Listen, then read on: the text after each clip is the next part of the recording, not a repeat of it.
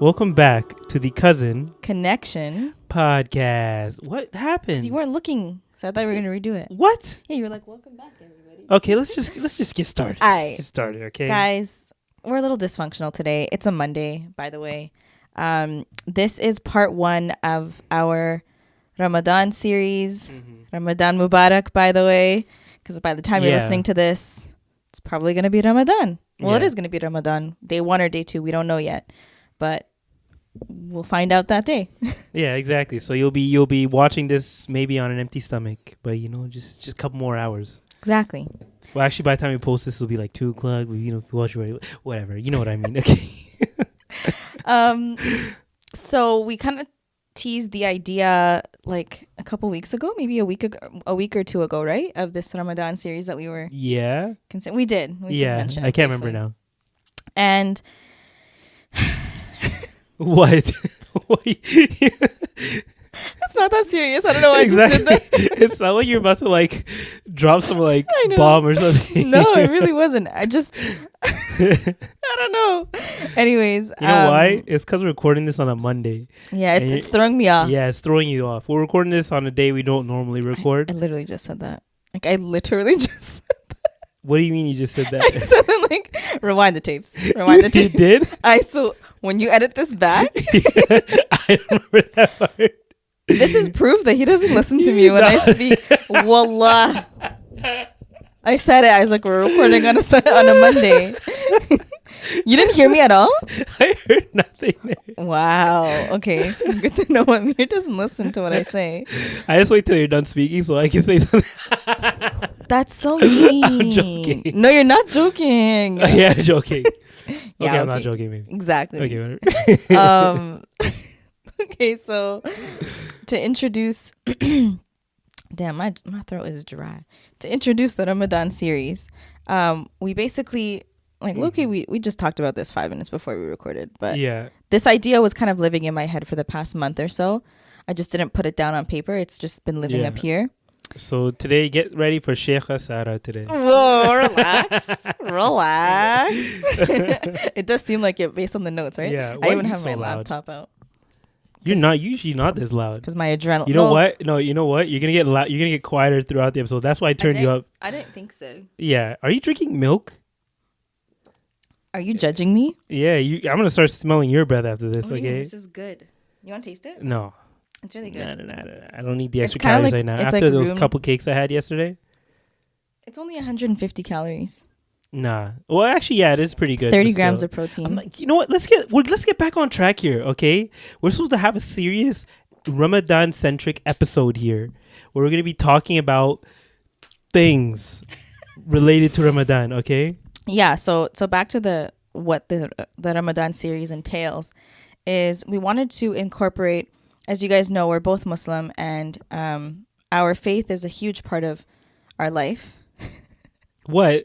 You're just like the face you just made. It was so sarcastic. I was like, am I saying something wrong?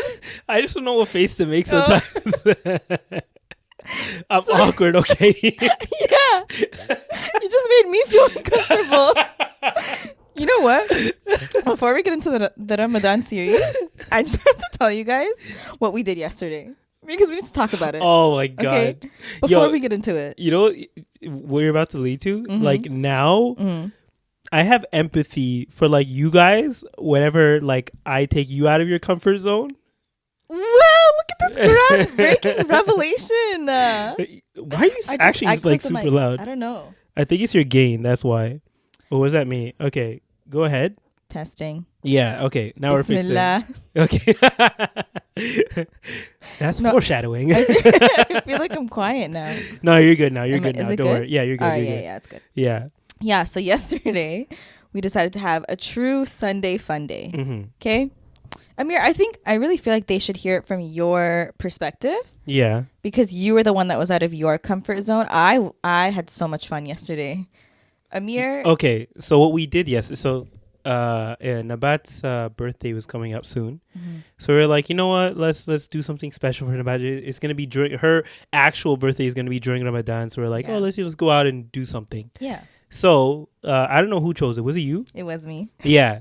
she was like, we're gonna go paint pottery. First, when she said pottery, I thought we were gonna be making them, so I was like excited for that. Ideally, that was the plan, but they just didn't have like. It's also we just finished March break here in Ontario, Yeah. so we like everything was booked. Oh, okay. So, yeah, I guess we couldn't do that. So we did like we painted the actual things that were made from pottery. So you get into a room where there's like a bunch of different pieces, and you pick one up, and you can like, and they give you paint, and you can paint it whatever. And I was confident at first, right? You sure were. Like, okay, so like, because I'm pretty confident that like I can pick up on skills pretty easily.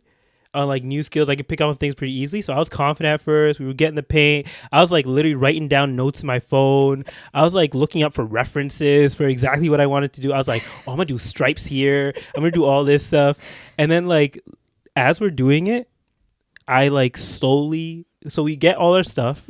We go downstairs. We get started. I'm like, okay, this is not too bad, right? Like I start the prime coat, whatever, and literally like throughout the time we were there, I slowly started to lose my sanity to the point where like I think there was one point halfway through or near the end where I literally broke down in like crying laughter. He just looked right at me and there's just tears streaming down your face. I'm like, are you good? And guys, just imagine we're literally just painting. I know.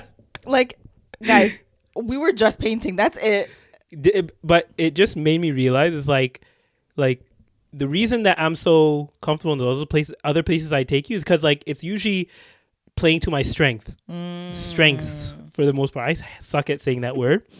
So like whenever we do rock climbing or we do hiking or anything active, like I'm pretty confident that I'll do pretty well at it.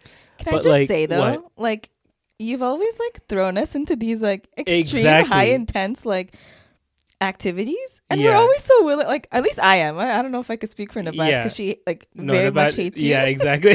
But I'm like, you're like, do you want to go bouldering? I'm like, yeah, sure. I've never been bouldering before.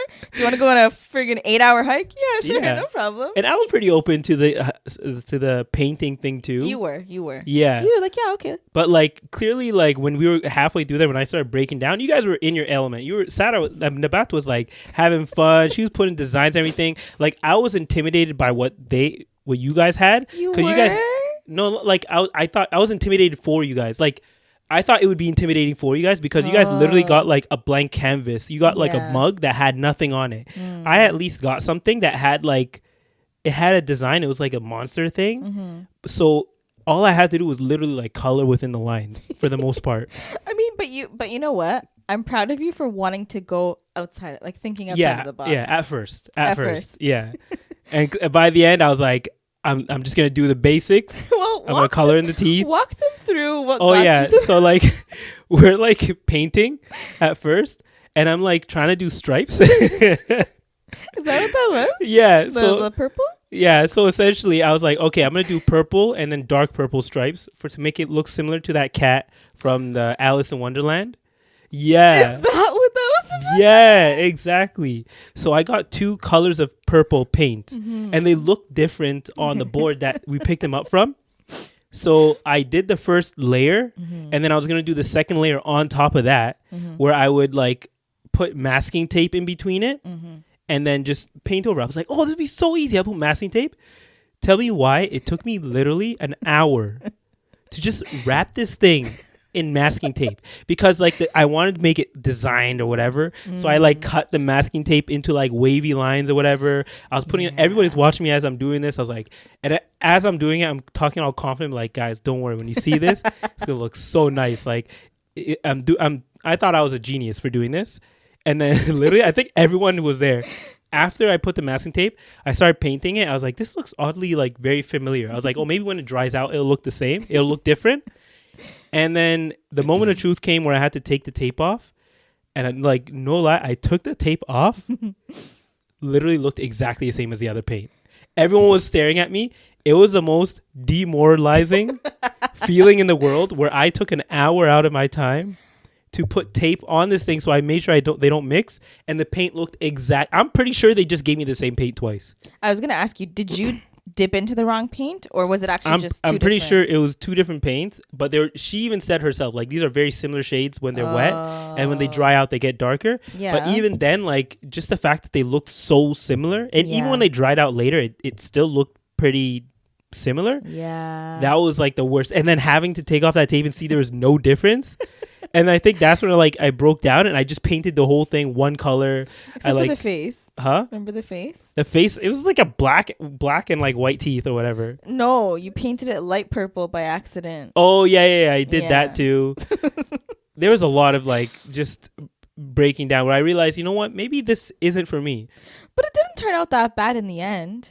Yeah, at the end, like, I kind of salvaged it. Yeah. But I think it's because, like, eventually I did pick up on, like, because I'm very brute force. Like, a lot of the things that I do don't really require a lot of finesse and a lot of, like, taking your time and patience. Yes. You know? I'm patient in certain aspects of life. But, like, when it came to painting, like, Yeah. my patience was very, very thin. Did your brain hurt at the end? Because I feel like it doesn't require a lot of thought. You're just painting, but That there's a lot of was- concentration. That was no lie. Like, one of the reasons we're actually recording this today is because I was so drained Same. when we left that painting place. I did not want to do anything. Nothing. I couldn't think of anything. I didn't want to go anywhere. I didn't want to do anything but go home and just chill. I was so drained that Yeah. I was willing to sit in that freezer of a restaurant. We literally sat in a restaurant with no heater at all in the middle of like the coldest day in winter.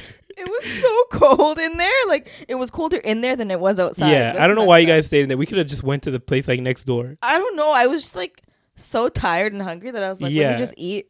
And then And I feel like you figure it guys they were so hungry that first off, I didn't want to eat where they were. So I was like, you know, I'm just going to go across the street. Literally was gone 5 minutes. I come back and I see like their plates. I'm like, oh, aren't you guys going to eat? And they're like, oh yeah, we're already done. oh no, I was still eating. Huh? I was still. Oh I yeah, eat you were slow. still eating. I think it was like Nabat. Nabat just inhaled it. I literally did not see her food. I left, came back 5 minutes later, and it was gone. It honestly felt longer than 5 minutes when you were gone, though. Okay, maybe like 10 minutes max, but still. Yeah. And the food wasn't there when I got there. Yeah. But that just shows you how like draining this was. We were all just hungry and tired. yeah. And like I was so demoralized that I made the dumb choice of going to that baklava place, The crown pastries. Crown Pastries, and I Yeah. bought 2 pieces of cake and ate them. Like, You had 2 pieces of cake? I got 2 pieces of cake. Each one's like probably 800 calories each, and Treat ate them yourself. both Damn. sitting down, and then felt bad about it for the next like One until of I would those- sleep. Yeah, One of those days. yeah, Miskeen. one of those days, man. Yeah, Would but you ever do it again? Did you like? I have would do fun it again? again because I feel like Okay. I've learned the skill. I've learned Yeah. that it requires more patience. Yeah. I was kind of just trying to like do it quick. Yeah. Like I could have probably done those lines if I just didn't worry about the masking tape thing and just started doing them by hand. But it just did it slowly. But I wanted to do something that didn't require finesse. Just like slap it on there, take off the tape. Oh, done. Blah blah blah. That kind of thing. But yeah, it don't work like that, man. Painting is actually. I think at one point I was like, now I know why paintings are millions of dollars. I heard you say Because that. ain't nobody got the patience to do this. But you know what? Painting the dishes that we did, that's the easy part. Actual pottery where you're making it from scratch Oh, yeah. is like so hard. Yeah. But I'm We should pretty do sure that that a lot of next. those things were made from like molds or something. Probably. Yeah. Yeah. Because those ones seemed like they're a lot of them are like super articulate. Like they had like dogs, cats. They had all these different types. Yeah, mine had a moon and sun Oh yeah, exactly. and So stars. yeah, I'm pretty sure those are made from molds. But yeah, it is Mm. it's a pretty interesting art. I want to try the actual Yeah. kindling, the actual pottery part. I'm going to look it up and see if I Mhm. can find us a class. But yeah, it was actually really fun. Someone actually DM'd me and said, I keep saying actually, someone DM'd me and asked if we had vlogged it. Unfortunately, not this time, but next time we go. Oh yeah, we're such. I know we're really so bad at this. vloggers. Yeah. Sorry guys, but next time we go, Yeah. I'll remember to vlog. Yeah, and at least you didn't capture my I wish I mean, I have mental photos. breakdown halfway through. I have photos of our finished yeah. pieces. I think so like even the people next to us were like They were concerned at one dying. point. They were dying when they heard like what you were saying, they were like, because you know why? You know why? We'd be sitting there, all of us would be like super concentrated, yeah. and then I would like start blurting out like my frustrations, And then eventually, like, the people next to us just started picking up on it and started laughing with us. Because I was like half joking and half serious about like how frustrated I was with this.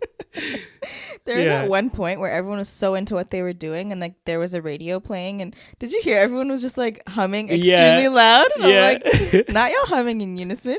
Because they're playing like early 2000 songs that everyone happened to know. Yeah, but it was interesting.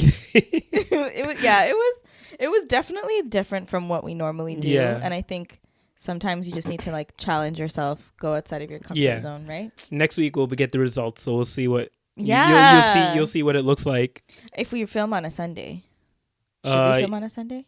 Well, yeah, we're probably gonna have to, honestly. Yeah, that's true. Okay, we'll film on a Sunday just so you guys could see it. But yeah, so that was our weekend. But now let's get into the actual episode. So, as I was saying earlier, we wanted to kind of incorporate, our religion into our podcast, as it is part of our life, although we're not necessarily a podcast based on religion. We still incorporate it here and there. And so, our weekly episodes for the next 4 weeks are going to be centered around Ramadan, bettering ourselves during this month and afterwards. So we did this last year, and I think you guys really enjoyed it, but we talked about some of our Ramadan goals. Do you have any that you have set for yourself this year? I'm probably just gonna go like through the Quran once or something. Yeah, I think I feel like that's like the default thing that a lot of people do. Yeah, it's a big goal, and if you're able to do it, I want to go through it with its meaning as well. I've been looking for like a good translation. Yeah, and I can't find one. Like you can get the old English translation ones. No, I want something that's easy to understand. You can't understand old English? No, I don't want to use. I know what you mean. Yeah. Read it and be like, wow, I feel enlightened. But that's like literally the only thing that I currently have planned to do. I sort of started already, but now that like Ramadan's here, I'm like at least I'll have the time to do it. Yeah, because I got some long drives. True. So why not take advantage of that, right? I literally have an hour drive in the morning and like sometimes an hour and a half coming back, depending on how bad. I know. And like I'm also working out in the gym pre-iftar. So, I'm gonna start doing. Okay, yeah. So that one is like another hour there. What I usually do. Do you go to the gym closest to your work, or you come? I go to the one here next to my house. So you do the hour and a half drive, then you go to the gym. Oh my god. Yeah, but I might have to like switch over when I'm driving back. I probably need to switch over to like Nasheed or something, or like Medif. So you don't fall asleep. Yeah. Every day, like if I'm because usually I'll listen to a podcast, but the podcast like it has to be like entertaining. Like that's why I listen to mostly like comedic podcasts because at least they're like super hype. Right. But like if I pull up like a Joe Rogan where he's talking to like a scientist or something, or like.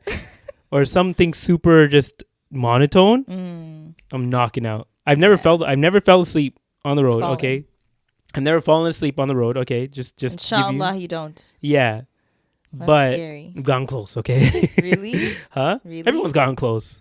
No. Yeah, I haven't. You've never been like not like sleeping, but you've never been like heavy eyes on the road. Yeah, but then I just either if it's cold I'll open my windows, or if it's summer I'll blast the AC to the point where I'm like shivering and my eyes are wide open. Well, yeah, exactly. That's what I mean. But I've never like fully been like this. Yeah, me neither. I'm saying that would be falling asleep. I just closed my eyes. You said for this, yeah, exactly. That would be basically falling asleep. Yeah. Yeah, that's scary. Don't do that. No, I don't do that, but it gone close. Okay. Yeah, sometimes them blinks take a little longer than a regular way. I'm just gonna rest my eyes at this red light and sit here honking. No, I have done that. I've done that where like if I have when I have someone in the car, usually it's like jokingly but sort of serious. Where like I'll tell them, okay, wake me up when the light changes. Stop. And sometimes they don't think I'm serious, so then I'll like actually close my eyes and they'll wait like 5 seconds after it turns green. And that person I'm talking about is my mom most of the time. But now she's like knows that I'm serious about it sometimes, so she'll actually tell me. But you know what I love doing though? What? Weird tangent. Like I like doing this thing where when I'm driving, I'll put my head to the side like I'm sleeping, and then I close this eye, like the eye that only the passenger can see, but I keep my other eye open, so it looks like I have my eyes closed. You're so weird to scare the So make them look like I actually fell asleep, and then I'll like slowly start drifting the car to the side. Why would you? You're sick. Try that on your parents one day. Don't do that. or whoever's in the car. So you're like this, and you're like, Huh? looking at her over like this. Oh no, I don't even need to see their reaction. Like I just get joy from just knowing that they're concerned. Evil. I'm joking. Okay, well I'm not joking, but like it's funny. Okay, yeah. What were we talking about again? Our Ramadan goals. Oh yeah. Okay, yeah. So that's my goal. Finish the Quran, or at least get close to finishing it, and then just like continue afterwards. Yeah. Yeah. I've only done it I think like once in my life. I think similar to like New Year's goals. I think when you like pile on too many for Ramadan, you tend to be overwhelmed. So it's good to start off with like literally one or two, and then as the month progresses, you can just add on more. Yeah, I think the one thing that people forget to do is like incorporate it in their routine, or maybe they just like I've always mentioned, is like they try and jump in all at once. Yeah. And then you can quickly just lose that motivation halfway through Ramadan. Exactly. And it starts to get overwhelming. Yeah. But usually I say like start small. Like if you're gonna do a goal like that, like going through Quran, maybe if you know you're not gonna fit, or actually like okay, you can have the goal of finishing it during Ramadan, but like increase it over time. So like do maybe like 1 or 2 pages at first, and then next day do like 4 pages, next day do 8 pages. Oh, like double it every time. Yeah, double it every time, because it, like as you ease into it, might be easier for that person, right? Yeah, so it can be you have to have a plan. way of making it. You have to have a plan, because if you're just like going into a blind, you're gonna be like, I don't know where to start. Yeah, because I've seen countless videos of people saying like, or sheikhs talking about that, where like people talk about their goals, and then they do like 1 or 2 days, find out it's overwhelming, and then they just drop it completely. Yeah. So I think there's even a ruling, or not a ruling, but there's a saying about that, where it's like it's better to like do something small that you know you'll be able to continue for the rest of your life. You know what I'm talking, right? I learn all these lessons. I always forget the source, but it sticks with me, right? Yeah. So the message stays. Yeah, the message stays. So that's the main part. The main takeaway is that like do something, even if it's small, but it's something that you know is manageable and you can do for a long period of time. Yeah, it's essentially building a habit, right? Yeah, exactly. So like, you know, Amir likes to quote books all the time. Not that I've read this book, but I heard Atomic Habits. I heard that it's really good. I don't think I've ever read that book yet. Me neither. I kind of want to read it. Yeah, I feel like I already know everything's going to be Atomic Habits. I'm pretty Cousin Connection Book Club. Nah, I think you've teased that before. You're not going to do that. I've given you books. I know. We've mentioned this multiple times. I actually found the Midnight Library, and I was like, I should probably read this. I literally finished that in a week. You can finish that so quickly. Yeah, I'll probably finish it this week. It's so easy. My goal is it's kind of heavy though. So. Oh, really? Actually, no, not really. I don't want a heavy book. It starts off heavy, but then it's nice and fun afterwards. Okay. Sort of. Yeah. I don't trust It's good. No, go ahead. Read it. Yeah. But first, focus on the Dean stuff first. Yeah. So my goals. Yeah. I actually don't remember what my goals were last year, but this year, I actually saw this TikTok last week, and it inspired me. I was like, "Ooh, that's a great goal." Yeah. So you know how it's an obligation upon every Muslim to know the 13 attributes of Allah, but not that many of us are. Let me speak for myself. I don't know every single one of the 99 names of Allah. So I'm like, do you? No, I'm saying like that's a lot to remember. But the way that this girl broke it down, she broke it down and she was like, she's gonna do 3 for the first 20 days, 3 every single day, and then 4 for the last 10 days, and that totals out to 99, I believe. So I'm like, that is totally doable. I can literally schedule time for me to review it. Well, you know a lot of them. I do know a lot of them, but like it's not just knowing just the name, but also understanding the meaning behind it. Because as you guys know, in the Arabic language, like it could be such a simple, small, like 3-letter word, but the meaning of it is so big. It's so grand. Sorry, I feel like big is such a basic. Don't worry, we're not trying to be big heads here, okay? I know. What was the thing Sumaya said to me yesterday? What? Big brain. Yeah, big brained. I was like, what? When Gen Z compliments you, she called me big brained. I think that means smart, right? Yeah, but I don't know if it's always a compliment. Oh. Yeah, you might have to come back to her about that. Yeah, I'm gonna have to inquire about that. Yeah. But yeah, so one of my goals is that. Another goal of mine was to. I used to be really good on like attending Islamic lessons. I feel like they are a little bit of like a iman boost during the week. But then I let life happen and I've kind of just fallen off. And so I feel like I want to like stick to one lesson. I know that there are a couple of series that are coming out during Ramadan that I'm excited for. So that's my other goal. And that's pretty much it. Wait, what do you mean by series? Like podcast series? Yeah, podcast series. There are like different. I'll send you some of them. There's ones that like my mom is really into, and she always sends them. Are they in English? Yeah. Oh, okay. Your mom understands them? Yeah. Really? That's what I said too. And then she got really mad at me because she's like, "What do you mean?" Of course I understood. I was like, "I was just asking." Okay, so do they really need the translator on Saturday? Right? I know, right? That's an inside thing people don't know. I know. If you know, you know. Yeah. But yeah, she like fully understands it. But yeah. You know what? I low-key think they all understand. They do. They just need reinforcements. Yeah, I don't know. They don't like the big-brained words. That's why. Yeah, if they just simplified the terms that they use, I think they would be fine. I feel like if you speak in their accent, they understand you better. Well, let's not do that. Okay. But my mom has said that we speak really fast on this podcast. Do we? I don't think we do, but I know that like I've seen it happen when you get excited or if I get excited about something. Yeah. We are talking so fast. Yeah. But I've showed her how to slow it down on the app. If I start saying literally a lot, that's when I know I'm like getting excited and talking fast. And you kind of yell a little bit. Yeah, I do. I'm trying to be more chill, okay? We're chill today, guys. Zen okay, it's vibes. Ramadan. Yeah. You know? Just wait till we start recording when we're actually fasting. Yeah. It's going to be fun. Well, hopefully it'll be like early in the morning when we're not already tired. I know. We're going to have to figure that out. But yeah, so those are my goals for now. I'm sure it's subject to change. So, not change, but like be modified and updated and stuff. But for now, it's that. And then we'll keep you guys updated throughout the rest of the month. So the theme for this week is the Basmallah. And for those who don't know what the Basmallah is, it is what I like to think of like I know the whole surah is called the opener, but it's like it literally means in the name of God or in the name of Allah, the most gracious, the most merciful. There are two names right there, which is part of my goal. So. Exactly. Not that I spoiled that. I cut that out. Don't worry. And so I chose this. Would you call this a phrase or a sentence? A saying? Yeah. A sentence? Saying a sentence? Yeah. I chose this and I felt like it was appropriate because I think in a lot of different aspects in my life, whether it's like actions or whatever the case is, I usually start by saying Bismillah. When you're about to eat, you say Bismillah. When I enter in the home, like when you enter the home, you enter with your right foot, say Bismillah. Like there's so many different, ways that you can utilize this short saying.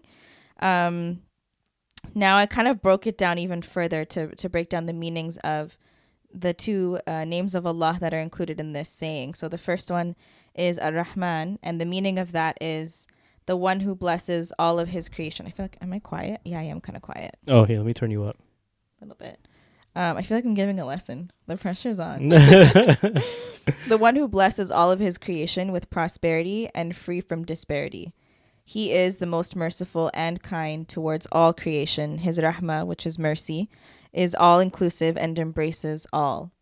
And so even when I was like taking my notes and I was writing this out, like it just kind of reminded me, I'm like, you know what? I actually use like Bismillah or Bismillahir Rahmanir Rahim so often throughout my day that it's almost like subconsciously now. Yeah. Like you say it when you're about to recite a surah for most of the surahs.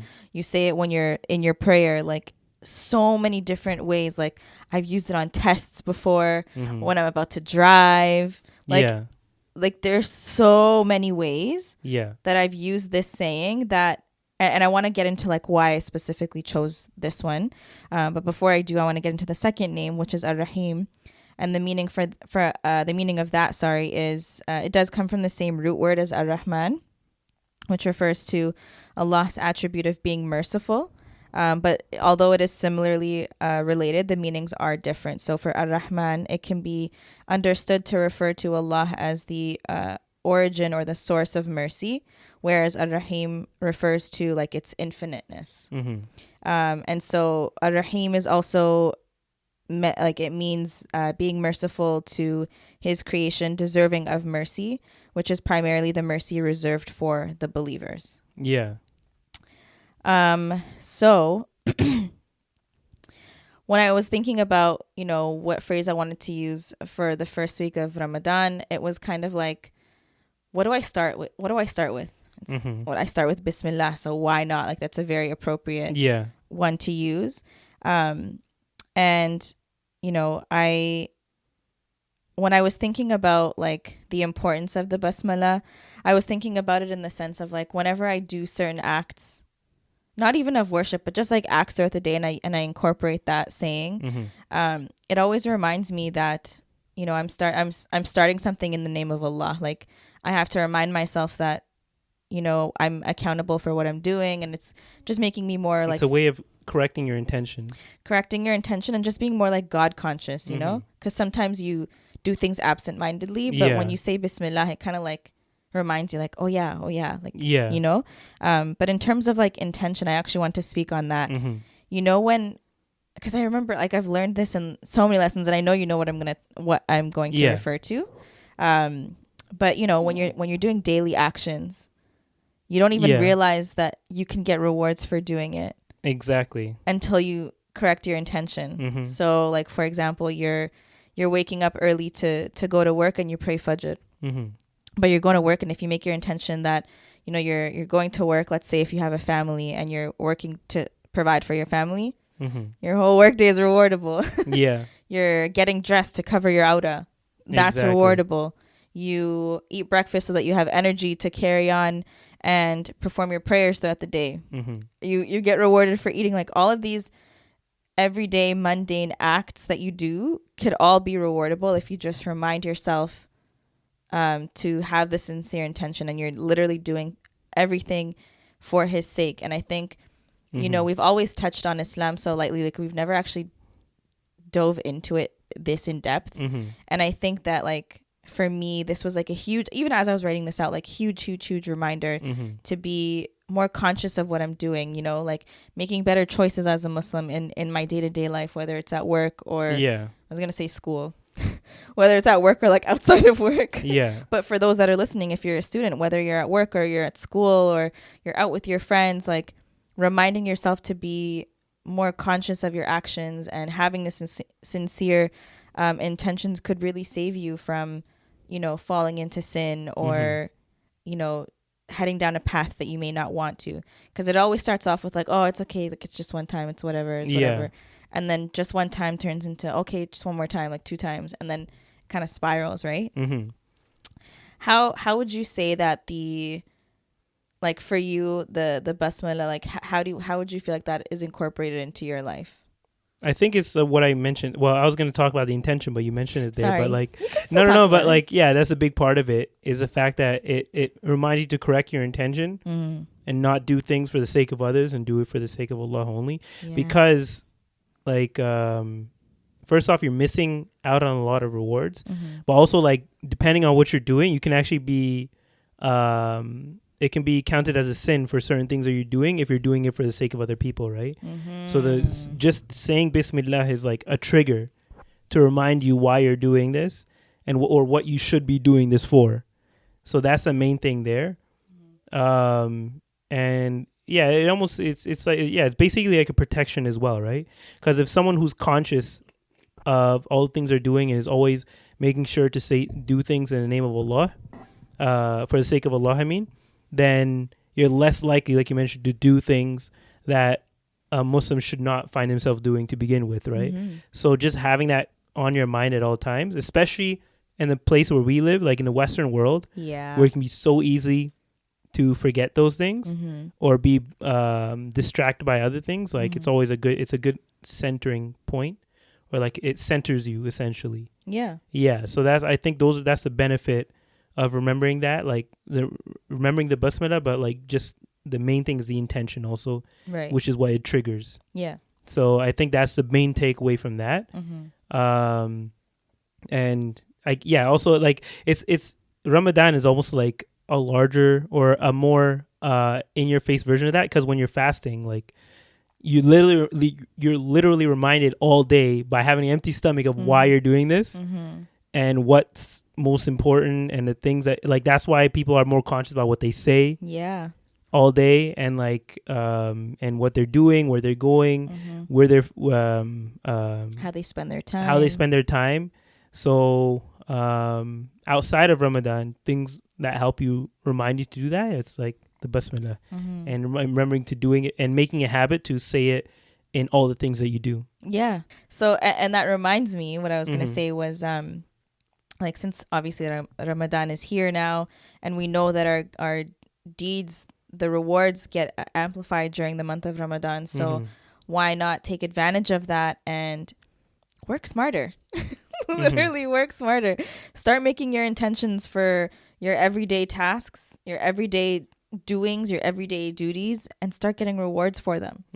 Like, just start your day with Bismillah. I'm pretty sure there's like a Madih out there that we used to sing that starts with like something along the lines of that.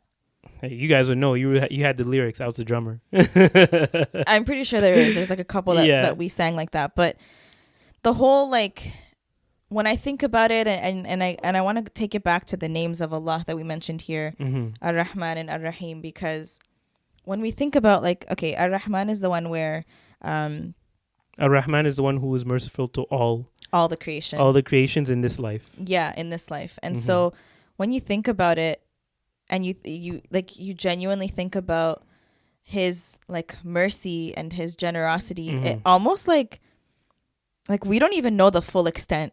Oh yeah, we know like this much, and even this much when you really think about it in the grand scheme of things, almost like, I don't want to say it brings you to tears, but it almost makes you like really stop and contemplate, and you're like, wow, like, everything is a mercy. Everything. That's why you shouldn't be taking advantage of it, right? 100%. And I think we don't always, like, how often do you sit there and contemplate and just like think about like all your blessings that you have in life?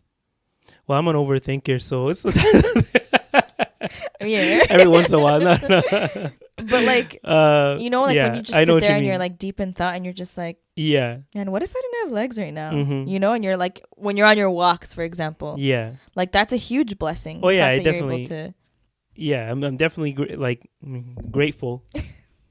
Trying to show off my shirt here. You're barely showing it. Grateful. I'm definitely always making sure to be grateful of the things that I have the ability to do. Like, even my ability to go to the gym and like lift up these heavy weights, like things that like a lot of people would wish to be able to do a quarter of what I'm doing, right? So I have to be grateful for the fact that I'm even have the ability to do it. Yeah. Like, and even have the resources to be able to do something like that, right? And have the time to be able to do things like that.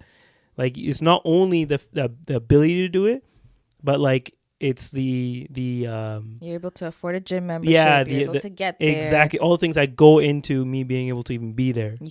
You can afford to eat healthy, because we all know with the way that cost of living increases are going, the grocery store costs an arm and a leg now. Yeah, like, the way that I see it, sometimes when I think about it, when I'm like in deep thought,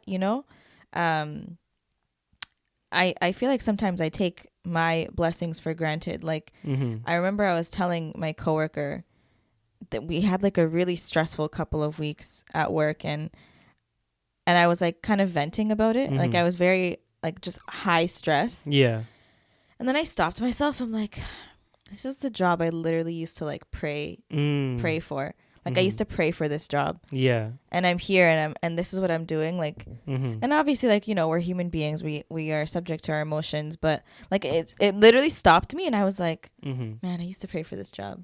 Like, I need to check myself real quick. Well, we are known. We're like, I forget again where I heard it, or like what the source is, but we're known to be like forgetful creatures. You know what I mean? Yeah. Like it's easy for us to forget all the blessings we have. Yeah. Just like by going through the day-to-day things and being distracted by all the day-to-day things. Right. So it's good to try not to be too hard on yourself on those things. That's why I try and remind people, Mm-hmm. like, be grateful, but don't be too hard on yourself where you feel like you're being so ungrateful that you don't deserve anything. Yeah, like, and that's the beauty of truly grasping the definition and the meaning behind these names, Yeah. right? Like, you are allowed to be grateful and appreciative and enjoy the blessings that you have. Mhm. And for Muslims, a way that you show your thankfulness to Allah is by obeying Him with your blessings. Mhm. You have 2 functioning hands, obey Him. Yeah. You have 2 functioning legs, obey Him. You were blessed with a job that has halal income, don't use your money for haram sources or haram activities. You know what I mean? Like, that's kind of how I see it. Like, Yeah. I think when you spiral and you kind of get into this headspace of like, I don't deserve any of this, like, Yeah. you know, it's good to be humble, it's good to check yourself, but also, like, if you're blessed with it, say Alhamdulillah and Yeah. use it for good. Because you're also not allowed to lose hope in the mercy of Allah, basically. So, like, even that, going into that extreme is also something that is forbidden. Isn't that, like, imagine you're not allowed to lose hope. Yeah. Like, subhanallah, I don't know. I just, sometimes I feel like we don't always get to, like, talk about this kind of stuff in depth. Yeah. And so whenever it does, it always, like, makes me feel like feel good moment. Yeah.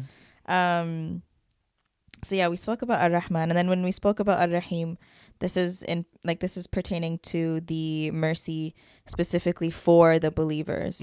And so, you know, Allah is merciful and generous to the non-believers in this life, well, all the creation in this life, but in the hereafter, the mercy is actually exclusive to the believers, the ones who believed in Allah and His messengers correctly. And even that, when you think about it, this kind of brings me back to the point of this life is a test for us. It's, and again, there's another madiyah with the lyrics, where it says, like, this world is a trial for us. So I don't remember the rest of the lyrics, but you used to sing them. I don't know. I know. I have to, like, I can only remember in the tune. Oh, okay. But essentially what I'm trying to get at is, you know, the dunya, this life is like a paradise for the non-believers, and it's like a jail really for believers, because if you really think about it, all of the things that we could indulge in, a lot of the things are forbidden for us, and there are reasons for why they are forbidden.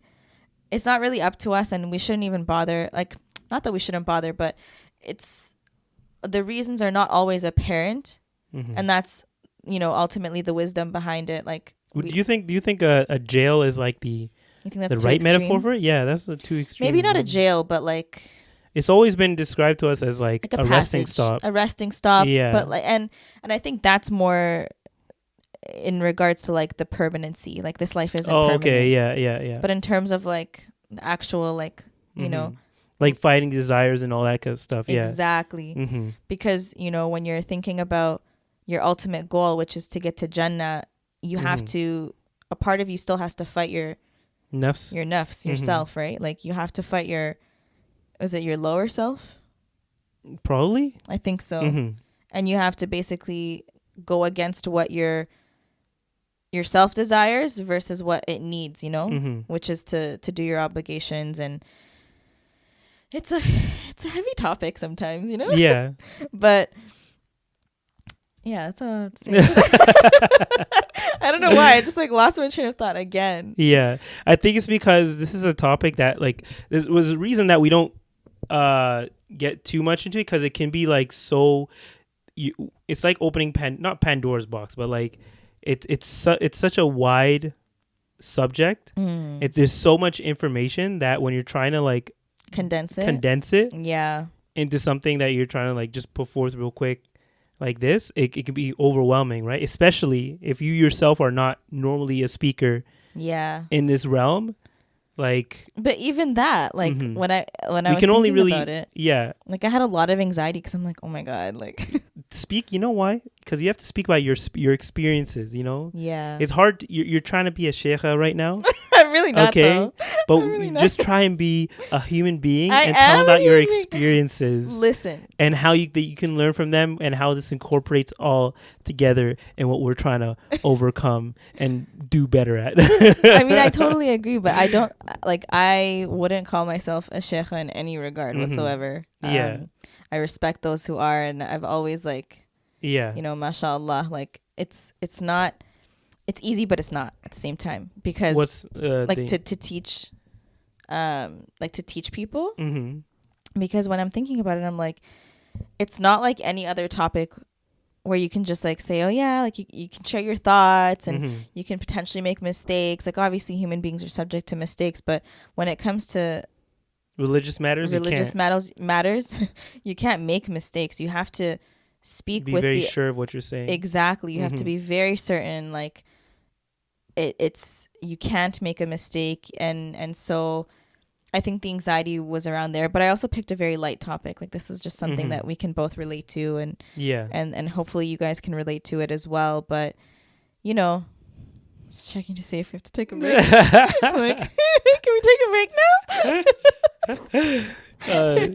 Don't worry. As you get used to speaking about these kind of things, you get a lot less. I feel like you're super nervous about this. That's why I am a little nervous. How it's gonna come across. Yeah, because I also listen. At the end of the day, my whole intention behind all of this was literally lillahi ta'ala, for the sake of Allah. If we can teach someone one thing from our episodes during this month, inshallah we are rewarded for it. Inshallah you guys are rewarded for it.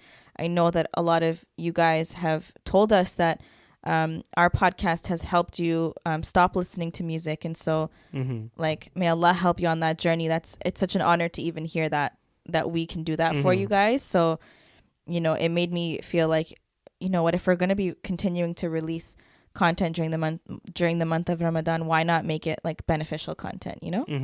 It's kind of how I viewed it. No, I definitely, it's honorable. It's something also that we're both gonna work together to improve on, and I think we'll both get the hang of it. Exactly because I know you know who I'm most scared of. I'm scared of the online Muslim watchers, man. I you know what, I think inshallah they have a little bit of mercy for us during the month of Ramadan, but also at the same time, can we talk about online Muslim watchers? I have beef with I was just gonna bring up one go ahead, that as part of our we can bring that up. Actually, we're gonna take a quick break here, and then we'll be back, just so my camera doesn't die here on me. All right, and we'll go into that, okay? And we'll talk about how I have beef with certain people. And we're back, and we got a couple things here to go into or talk about before we get into the topics again. So Sarah, you take it away, okay? All right. So the girls from the Baladishop, Layal and Dina, reached out to us, and they have a shop on Instagram. I'll link it below in the description and put their stuff up here. They graciously sent us Ramadan journals, which I thought was so cool. And I feel like I want to incorporate this in my during this month. But yeah, they gifted us these journals, so thank you guys so much. And they had some really nice words that they sent to us. So this is actually really cool. It's my first time seeing it. Yeah, it basically has I think podcast suggestions. Let me see here.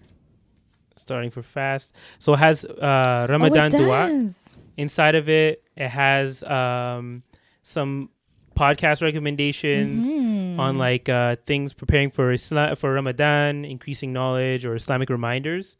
And then it also has other things I actually went through this earlier, but the main part of it has a daily tracker of each day of Ramadan, where you can write down your dua of the day, what you're grateful for, and you can check whether you fasted or not. So I'm guessing that would be important to women, in case this is their time of the month, they know, okay, I have to make up these days. They also have a little Quran progress. Oh yeah, exactly. So if I wanted to use this well, I probably would use this to see how far I've gotten or where I'm at, so I don't forget for the day, because I'm pretty forgetful. But yeah, it has a lot of information here that I think would be useful for anyone who's planning on tracking their progress on the goals that they had for Ramadan. Yeah, and their shop also has like other gift baskets for like Eid, or if you want to maybe get this for your kids or your siblings who may be starting off fasting or they want to get serious about it. This is like a great way to keep track of your progress and just hold yourself accountable. So thank you again to the girls at the Baladishop for sending this to us. Yes. And now let's talk about my beef. No, Amir's beef. No, but like, okay, it's not really beef, but like, so my question to you is, do you feel like the Muslim community can sometimes be overreactive, but do you think that it might actually be appropriate just due to the climate? To give you an example is like, let's go general then. Sometimes there's a influencer of some sort who might come out and say some negative things about Muslims or Islam in general, or even the Prophet in some way. And then the reaction a lot of the times from people in the Muslim community is to attack this person and to wish like death upon them, but also like say like I will kill you, bully your family. Like, I don't even know if I can say this on YouTube, but they'll say a lot of very like egregiously like horrific stuff to this person to basically try and like scare them off the internet or to retract their statements. And it has worked for some people where there are certain influencers who were scared into like saying, I'm sorry, I didn't know what I was saying, blah, blah, that kind of thing. So you might see that as a positive. But what's your opinion on that? Like, do you think, like, I think the most, the biggest example is like what happened in France with the Charlie Hebdo situation, where he intentionally provoked the Muslim community by drawing what he thought, quote unquote, is the Prophet Muhammad sallallahu alaihi wasallam in his comic book. And I believe he was actually killed for it, or someone was killed for it. Someone died. I'm pretty sure. Yeah. Or they attacked their what do you call it again? Their studio. So, first of all, I don't accept any disrespect towards Islam, any of the prophets, any that's obvious, respected matter in Islam. However, when it comes to the retaliation or the response to the disrespect, you always have to think about our ultimate role model. What would the prophet do? Would the prophet respond in such a way? And I think that, in today's society, in today's day and age, the best, I don't want to say the best, a really good way to give da'wah is through your manners, right? Yeah. And how you respond to things. Yeah. If you're just automatically going to respond in a hostile way with death threats, you're not really playing into the whole Islam means peace type of thing. You know what I mean? You're doing the opposite. Yeah. And unfortunately, I think a lot of influencers now know this. They know the reaction they're going to get, especially the ones who know they can take the reactions from it, or so now they do it intentionally to provoke the Muslim community, so they know, so they can point it out later and be like, oh, you guys always talk about how it's a religion of peace, but look, these are your followers. But why do you think it's so prevalent that there are so many like aggressively what would you say it, like extreme Muslims on I think the internet? I think when you just like devote your life to something and you almost become, I don't want to say obsessed, but you're just like so passionate about something. Yeah. Sometimes the passion pushes you to do things that you like, makes you act out of character. You know what I mean? Like if we think about it, if anyone disrespects our prophet, it's going to invoke some like anger within us, because we're like, how dare you? Yeah. Right. But then you have to stop yourself for a second. You have to think wisely, like, okay, my reaction to this could mean one of two or one of many things. And so you kind of have to, this is where like thinking before you speak comes into play, and especially when it comes to like things online, when it comes to, actually, that's one of my goals. What? Is limiting my time on TikTok. Yeah. I forgot to just reminded me of that. But like when it comes to like things online or like those random social media people that aren't Muslim but like do these types of things to get a reaction, don't give them that reaction. Yeah. Let God deal with them. Yeah. Literally. Like that's how I see it. Like obviously, you know, if someone came to your face and said something, like you can have a conversation with them, like, what, you know, why are you doing this? Because a lot of times the people who act in that way and try to get a reaction out of them, they are, I think they're just sad. Like they're just sad people and they need some sort of reaction in order to feel fulfilled within themselves. You know what I mean? And if you stop giving people those reactions and you just like, you can hate it. Like obviously you denounce it. I'm not saying encourage it or be silent or whatever, but like I wouldn't resort to like death threats. I don't see that as a solution. Yeah. And I think now I don't even think that it's sad people doing it. I think it's people who are trying to point out the hypocrisy of the things that we preach versus But Islam is perfect, Amir. It's Muslims who are not. Exactly. That's what I'm saying. So like, and now I'm like thinking like, is it an overall good or overall bad that there are Muslims even commenting or online to begin with? I don't know. I just like sometimes when I see all of this, I'm like, how detrimental is this really to the community? Yeah. Because you see all the good. Yeah. And then, but like, does it outweigh all the bad that you're seeing as well? But then again, it's always like younger Muslim men, if you've noticed. I don't know why it is, just because I've never seen like Muslim women in the comments. I mean, bring in a hijabi influencer who took off her hijab, you'll see them there. Oh, okay. But I it's guess still so. men still comment on that too. But like, you know, there are some that are there. But I don't know what you can do. We can do as a community to reach those people and like make them realize that this is not how you react. But then like also, sorry, my mind is like kind of jumping here, but when I mentioned at the beginning with the Charlie Hebdo situation, like those are actual people on the streets, and those weren't only younger kids; those are old adults as well. Yeah, I mean, but like again, think of it from a passion standpoint. Yeah, right?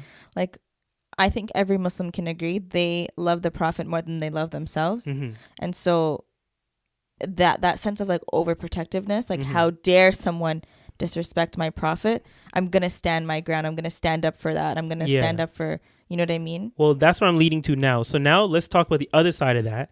So do you think that because of our overreactions to these, or what can be perceived as overreactions to these situations, that's the reason that we have we're kind of respected, but out of fear? That's actually a really good point that you brought up. Do you know what I mean? So like, because if we don't react like this, would we now be in the same realm as like Jewish people or Christian people who, okay, Jewish people, maybe they're like somewhere in the middle, but like Christians, where people make jokes about Christianity, they make jokes about the religion and all those things, like very fleetingly, like it's nothing. But because it's been so normalized and there isn't really much of a reaction anymore, that it's done without any thought. But if someone does it, or if someone does it to the Muslim community, like they know they're going to get a reaction from it, so which is why a lot of people refuse or avoid even mentioning the Muslim community in any way. I think the unique thing about Islam is that regardless of one's religiosity, Muslims don't play with the slander, with the disrespect towards the religion. Yeah. I think the devotion to Islam, like I think that's what people respect, is like the devotion. The fact that... Are you sure it's that? Oh, yeah. No, people do respect the devotion. Yeah. Yeah. No, I think it's that. And it's also like... And I can't speak for people of other faiths, but I know for a fact that like if you say something wrong or disrespectful towards Islam, there's always going to be someone that stands up for it. And then they all have different approaches. Like it could be a more harsh approach or a more gentle approach, but do you think the harsher approach is what's kept us at least kept our names out of their mouth, basically? Potentially. Like if we just gave them a stern word and like tried to what do you call it, speak to them in a nicer manner, Mm. do you think they would still take heed to that, or does it require a more aggressive approach for them to realize that they should be keeping their names out of their mouth? Well, it depends, and I hope I don't sound like a hypocrite when I say this, Mhm. but some people deserve that aggression. Mm-hmm. Some people, like, to get your point across, they need aggression because, and I think they only need it in the sense where, like, imagine if you were going to work and you had a coworker who insulted you, and Mm-hmm. I don't want to think of an insult now, but like they just said something that it specifically was about the fact that you're a Muslim, Mm-hmm. and every day you just ignored him, you just didn't say anything, and then Mhm. one day you finally snapped and you just said, like, you just told him off. You didn't swear, you just told him off, and then he Mhm. never bothered you again. It's because you told him off that one day, and he was like, oh, he got Can you really tell someone off without swearing? yeah. I guess you You- can. you Okay, can. yeah, you can. You learn that in the workplace. Mhm. Okay, yeah. But I think that, like, sometimes the gentle approach really only works with someone who's just ignorant and said something out of ignorance sometimes. Mm-hmm. But then there are people who take the ignorance a little too far, where it almost turns into like a hatred, Mm-hmm. because people mix fear with hatred. Remember when 9/11 happened, and then they're Yeah. like, oh yeah, it's Muslim people. Yeah. Not that I'm going to get into conspiracies here of who actually did 9/11, but Mhm. anyways, they use that fear of like, oh my god, Muslims are trying to kill Americans, Mm-hmm. and then the fear turned into like hate, like full on hatred. Mm-hmm. The amount of attacks on not just Muslim people, but anyone who wasn't like a stereotypical American Mm-hmm. has skyrocketed from then. I mean, now I think it kind of sort of died down, but like, Yeah. I think the fact that they didn't understand Islam, and you know what's crazy? Actually, those who decided to then look into Islam, a lot of them ended up converting. Yeah. The amount of people that converted after 9/11 is like astonishing, I would say. Mm-hmm. Like, they took that scenario and they were like, what is Islam? I don't even know what that is. Yeah. And then bam, There was, Allah like- guides whoever he will. So I think there was like a politician in like Sweden or somewhere in the Scandinavian countries who was putting up bills that were to ban Islam from the country. And then he was writing a book about, like, he was trying to basically say like why Islam is bad. But of course he had to do research on Islam to find that out. And in his research, he became Muslim. So like, yeah, so it shows you that maybe that would be the benefit of a more gentle approach, yeah. where by showing them, by leading what you can with your actions instead of words or something like that.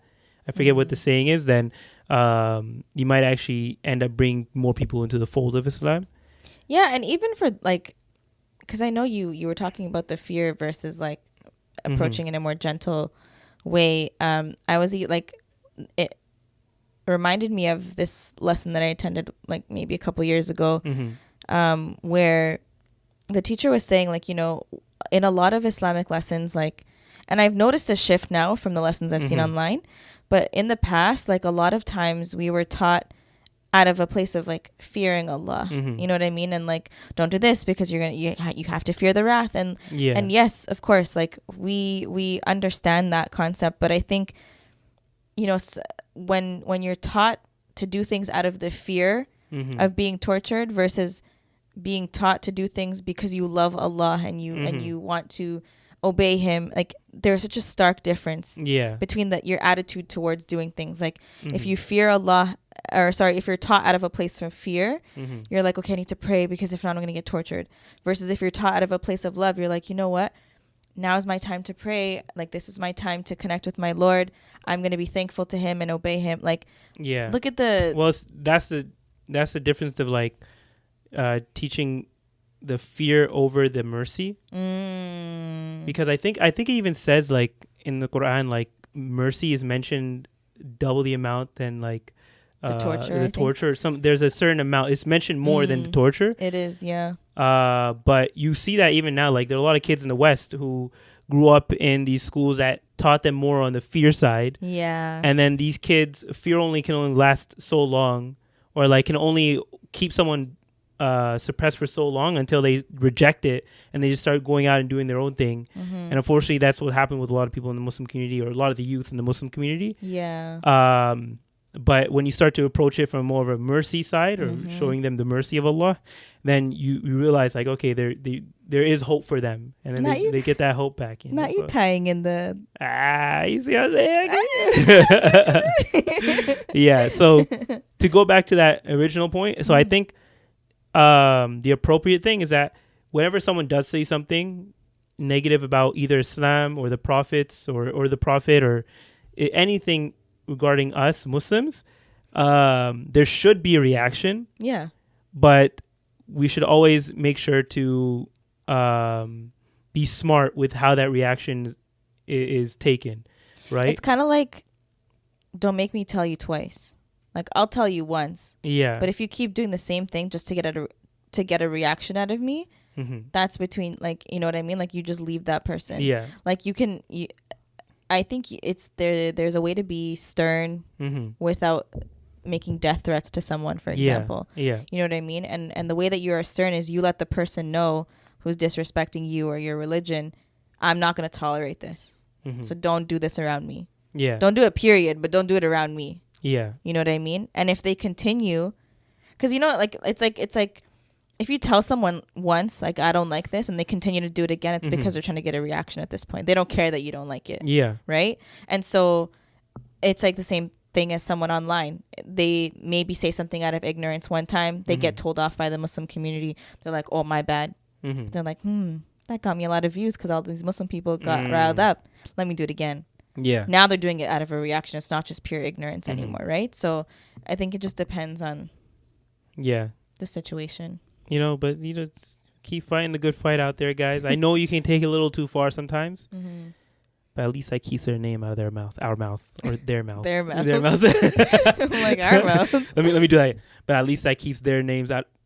You effed it up the second time, too. At least that keeps our names out of their mouth. Oh, I got it. Third time's the charm. Okay. Just cut out the other one. Yeah, exactly.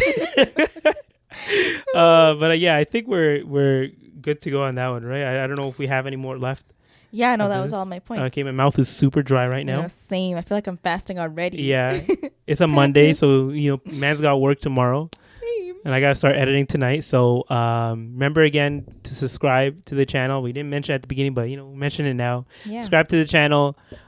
Give us your harsh critiques on what we did today here, and so we can improve on them. Oh, you want harsh I like critiques. critique. I love critiques. So do I, but, like, not harsh ones. I mean, just be honest. Be harsh towards me. And then be very gentle for Sada, okay? Thank you. Let her down easy. But let us know if you like this format. And hopefully we'll have some more to bring you next week. And we'll see y'all then. Bye.